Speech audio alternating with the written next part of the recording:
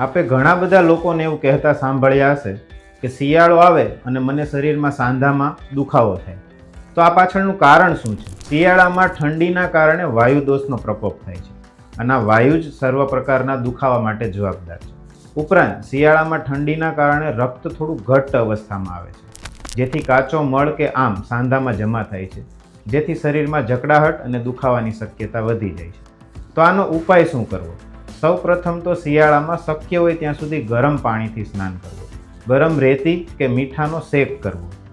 ઔષધીય શેક પણ કરી શકાય, જેમાં આપ નગોળ, આકડાના પાન કે એરંડાના પાનની વરાળનો પણ ઉપયોગ કરી શકો.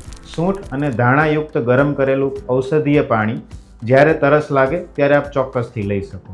અને આ બધા કરતાં બેસ્ટ છે કે કોઈ ક્વોલિફાઈડ આયુર્વેદ પંચકર્મ ડૉક્ટર પાસે આપ સર્વાંગ અભ્યંગ એટલે કે ફૂલ બોડી મસાજ અને સ્ટીમ લો.